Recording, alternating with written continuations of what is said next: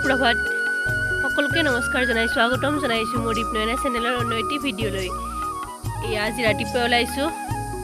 নতুনকৈ গাড়ী শিকি আছোঁ তো সেইবাবে এনেদৰে মই চলাইছোঁ ৰাতিপুৱাই নহ'লে তোৰ দেৰি হ'লে প্ৰব্লেম হৈ যাব ন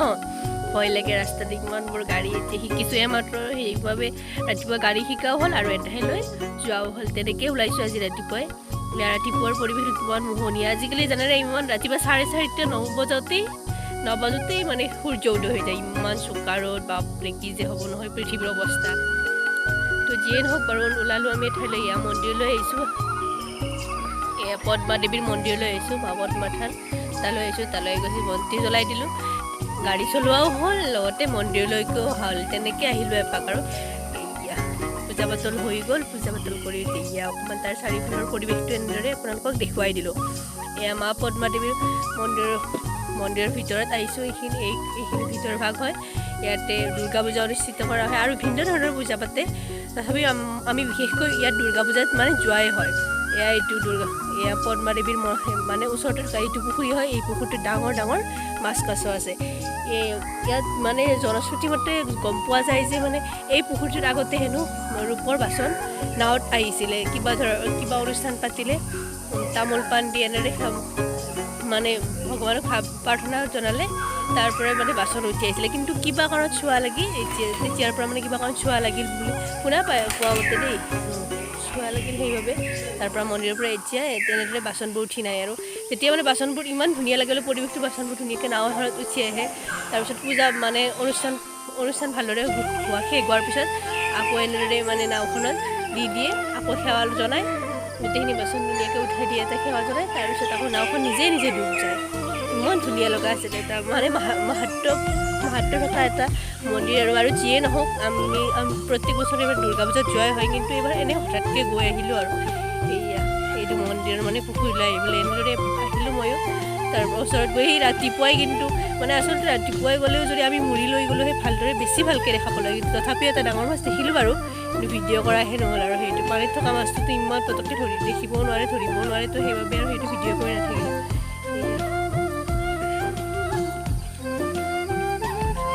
বহুত সংৰক্ষিত হৈ আছে কিন্তু মানে কাছ বহুতকেইটা আছে ইয়াতে লগতে এইকেইটা পাৰ ইহঁতক মানে বহুত খাবলৈ দি দিছে প্ৰসাদ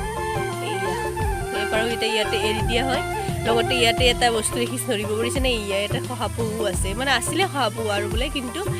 কুকুৰে খাই পেলালে ইহঁতক তো বাকী যিয়ে নহওক পূজা পাতল হৈ গ'ল এতিয়া আমি মন্দিৰৰ পৰা ওলাই দিওঁ আৰু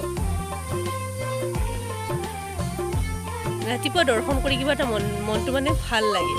এয়া মন্দিৰৰ পৰা আহি বাকী মানে খোৱা মেলা হৈ গ'ল ৰাতিপুৱাৰ খোৱা মেলা কৰি অকণমান শুই দিলোঁ মই ৰাতিপুৱা উঠিছিলোঁ ন এই 4 বজাতেতো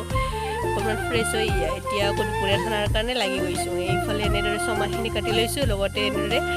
নহৰু কেইফুটামান আৰু 2টা আলু কাটি লৈছোঁ মাংসৰ কাৰণে ৰেডি কৰি লৈছোঁ আৰু সেইফালে লাও কেইটামানো এৰাই লৈছোঁ সেইফালে ল'ৰা শুই আছে এনেদৰে দেখি ধৰিব পাৰিছেনে ইমান গৰমত সিও মানে এনেকৈ মোবাইল চাই আছিলে হঠাৎকৈ তাৰ মানে কি হ'ল টোপনিয়ে আহি গ'ল আৰু যিয়ে নহওক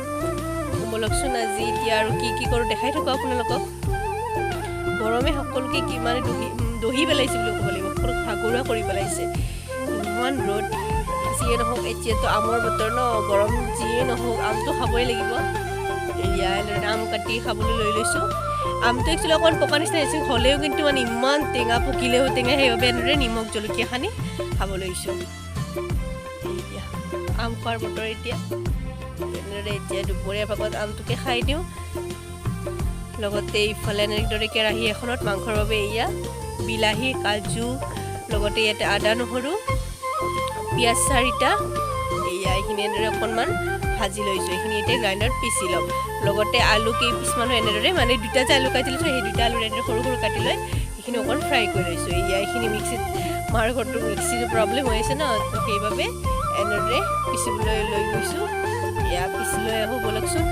ৰ'দত অৱস্থা বেয়া এইফালে আকৌ কি হৈছে জানে এইখিনি মানে পাকঘৰটো বনাইহে আছে ওপৰফালে কিমান যে গৰম আৰু যিয়ে নহওক তেনেদৰে বনাইছোঁ উপায় নাই চাৰিওফালে বস্তু খিচৰিত হৈ আছে ভাল লাগিছেনে বাৰু লুকছটো দেখিবলৈ চিক্ৰেটলি বাকী বাৰু বস্তুবোৰ দিবলৈকে বহুত বাকী আছে ইমানখিনি আৰু আজি ৰেচিপি ভিডিঅ' কৰি নাথাকোঁ বাৰু পিছত কেতিয়াবা ইয়াৰে ৰেচিপিটো দি দিম বাৰু আপোনালোকে চাই যাব ভিডিঅ'বোৰ লগতে আজি আমি গোটেইকেইজন ঘৰৰ মানুহৰ লগত এসাঁজ খাই লৈ এনেদৰে আকৌ আহিবলৈ ওলালোঁ। এয়া ৰাস্তাৰ পৰিৱেশ কোনখিনি ধৰিব পাৰিছেনে? এইখিনি হৈছে এয়া মান্দাকাটাৰ ধুনীয়া প্ৰাকৃতিক পৰিৱেশ, মনোমোহা পৰিৱেশ, চালে চাই থাকিবলৈ মন যোৱা তেনেকুৱা এটা পৰিৱেশ। আৰু যিয়েই নহওক এয়া গাড়ীৰ পিছফালে বহি আহোঁতে মোৰ মানে টোপনিয়েই লাগিছে, টোপনি আহিছোঁ, এনেকুৱা আহিছে, বতাহো লাগি আছে ইফালে। আজিলৈ আহিছোঁ, বাই বাই। ভিডিঅ'টি কেনে পালে আপোনালোকে শেষত কমেণ্ট বক্সত জনাই